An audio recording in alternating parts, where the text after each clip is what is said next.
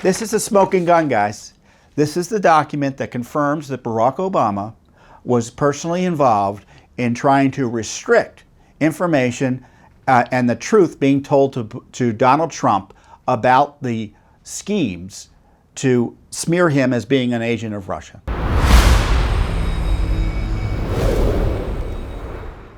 We have new lawsuits on the real scandal of our age, which is the seditious attacks on Trump, the spying on Trump as a candidate, the harassment of him as president, what I would consider to be sedition by the Obama administration targeting him in the transfer of power.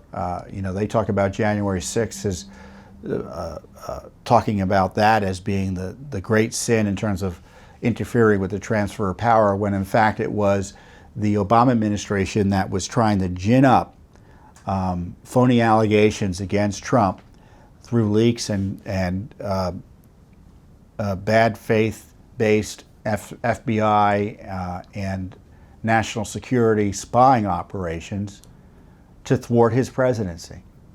And that was orchestrated out of the Obama White House.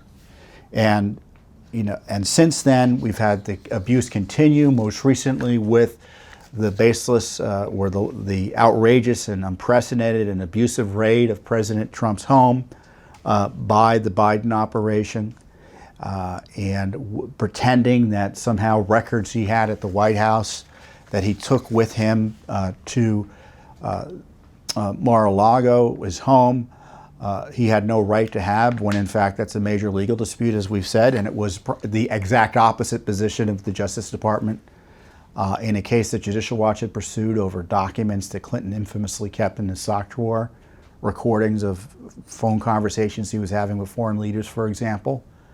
So you have this continued abuse of Trump that began during Obama, continued through the agencies and the deep state during his administration, and has accelerated and metastasized in some ways under the Biden administration. And Judicial Watch is not going to forget about it, and we're going to keep on seeking accountability. First of all, these folks haven't left. So, in many ways, it's the Obama administration part two these past years of the Biden administration. Obama's still hanging out here in the city, which is weird. And Durham is failing in his investigations. He lost at trial a few weeks ago again. And so it looks like nothing else is going to be happening from him other than a report, which, Judicial Watch could write a report, right? Well, we hire prosecutors to prosecute, not to write reports. Now, I guess under law, he's supposed to provide some type of report, but you know what I mean. He doesn't want to go after the big guys. He has shown no indication he will. So it's up to Judicial Watch, again, to keep on pursuing this important information. And to that end, we just sued the Obama Library for Obama White House records about the 2016 Russia collusion hoax. Now, when I say the Obama Library, what do I mean? I mean the National Archives. So the National Archives that's harassing President Trump over these records issues is unlawfully hiding and stonewalling the release of information about the harassment of President Trump by Barack Obama. So harassing Trump while protecting Obama. So we filed two requests back in March. The first request was for records of former Obama White House National Security Advisor Susan Rice, who now is in the Biden White House as, I think, she's chief of the Domestic Policy Council. She's the top domestic person. Regarding alleged efforts by the Russian government to interfere with the 2016 presidential election and collude with the Trump campaign, and the alleged hacking of Democratic National Committee and/or Clinton campaign computer systems. So, Russiagate, right? And we know no American knowingly colluded with the Russians. Of course, they knew that too.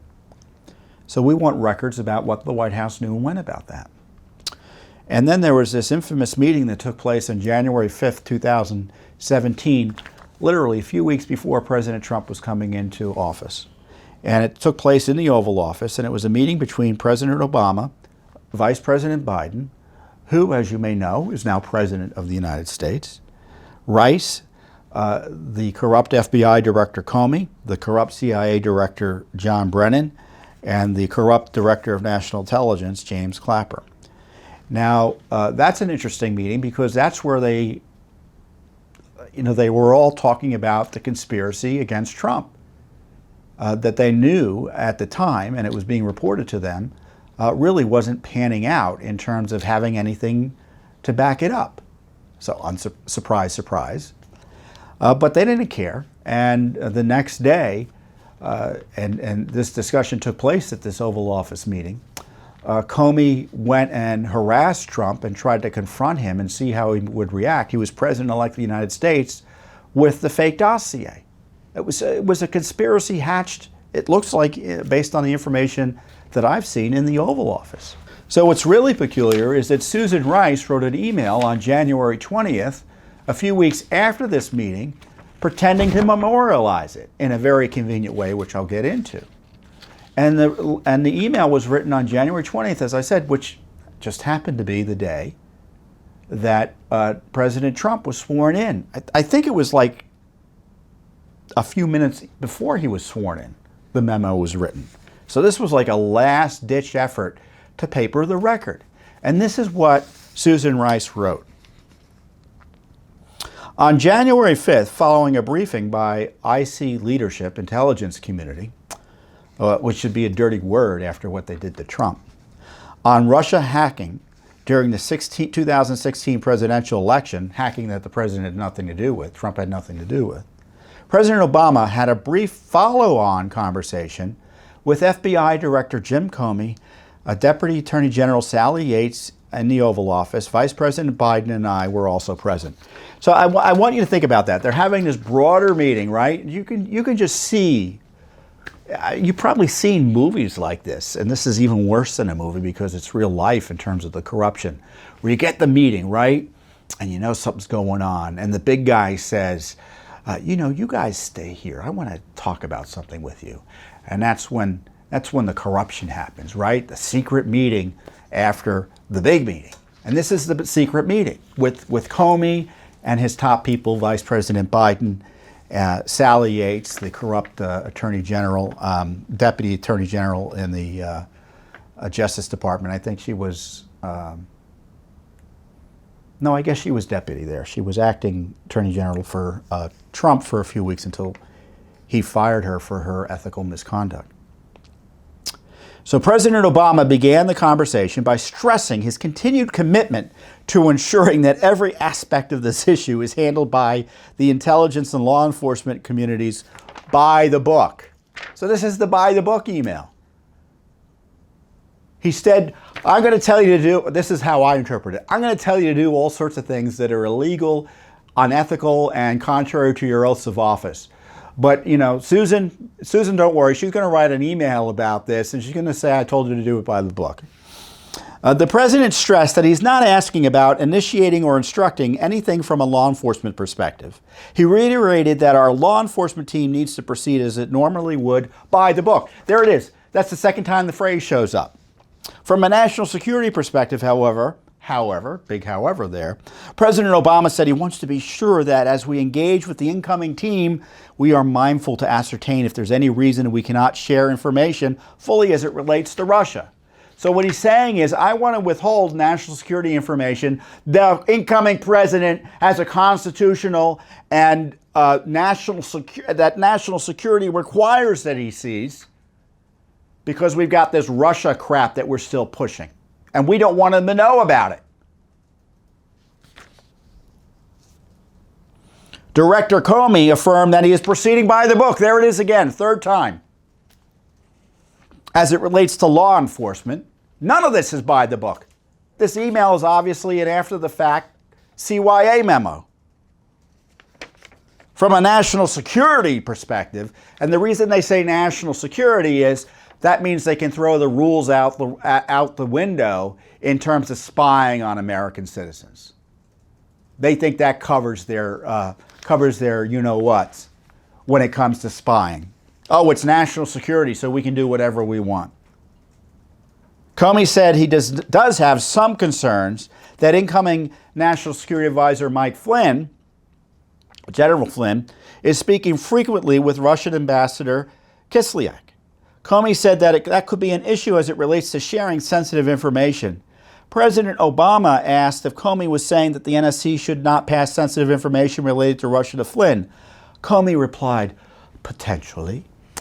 He added that he has no indication thus far that Flynn has passed classified information to Kislyak, but he noted the level of communication is unusual. So this is just smearing, right?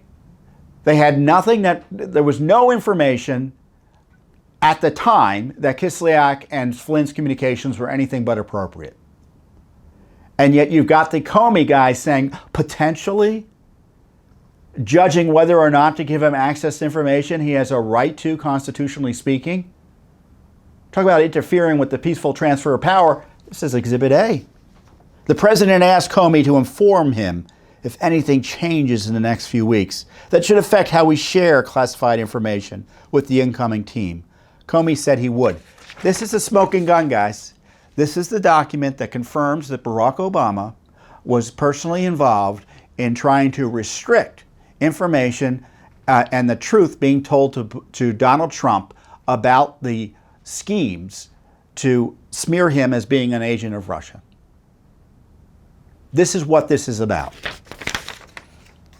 And it's up to Judicial Watch to try to get the full truth of what went on by suing for records straight out of the Obama White House as to what happened. So what happens is, under the presidential record system, we're able to get documents, and they're supposed to be able to give them to us, I think, 5 years after he leaves office. And they're still hiding these records.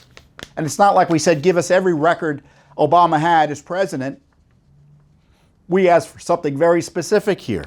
So even Comey confessed in his book, and again, targeted and fingered Obama as having guilty knowledge, that he talked with Obama about confronting Trump with the dossier the next day. The dossier that they all knew was false.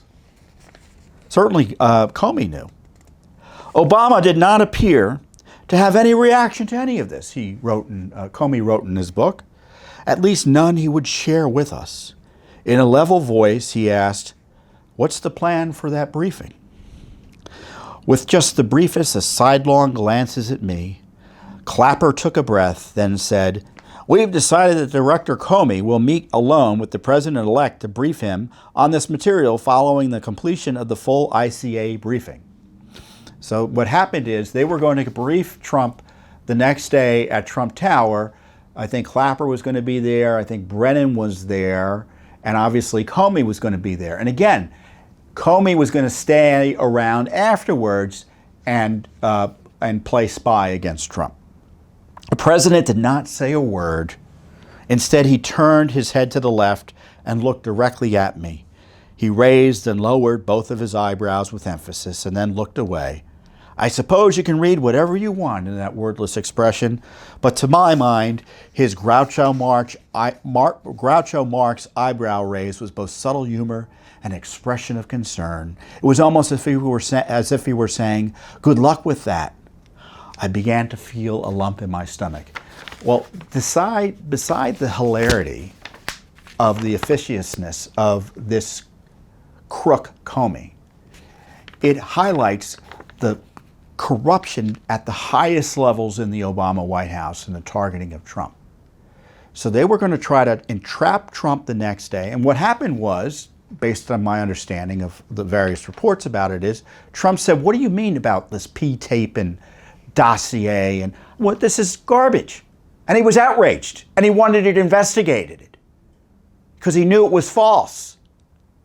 And what did Comey do? He went downstairs to his car and started typing out Trump's response. So they were running an operation against Trump at that meeting, orchestrated by Obama. And I don't care what's in this book. I want more information. What did Obama do? He didn't stop Comey from doing it. He had his tacit approval.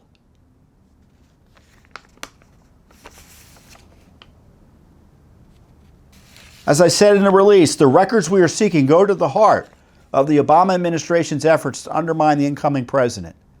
and tie up his new administration with a phony scandal. And as I said earlier, the Obama Library is part of the same National Archives system that is subjecting President Trump to unprecedented harassment while they're hiding and protecting these materials about what Obama was told. And this meeting that not only involves Obama, but you know who else? Vice President Biden. Because he had it in for Flynn, and obviously he had it in for Trump, and he was there. I want to know why Durham hasn't talked to all these people, at least publicly that we know about. He hasn't talked to any of them. And it's up to Judicial Watch to kind of swoop in again and do the heavy lifting to get this basic truth about the worst corruption scandal in American history. It's continuing. Because this records dispute down in Mar-a-Lago is just a kind of a part Z of this harassment of Trump that began arguably in 2000, this is my understanding, in 2015. And now it's 2022 and they're showing no signs of stopping. I mean, they've got a grand jury harassing Trump's aides this week, a few days before the election, over the silly records fight.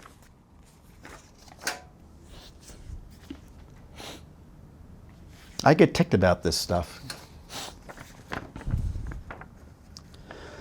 So I'll let you know when we get the documents. Hopefully we get some documents, and we're able to blow the whistle on that. As I've often observed, President Biden is the most corrupt president since he's been vice president. Meaning Obama is giving him a run for his money in terms of corruption. Arguably even more corrupt, I would say. Because I'm giving Biden just a little smidgen of a pass because of his cognitive challenges. Thanks for watching. Don't forget to hit that subscribe button and like our video down below.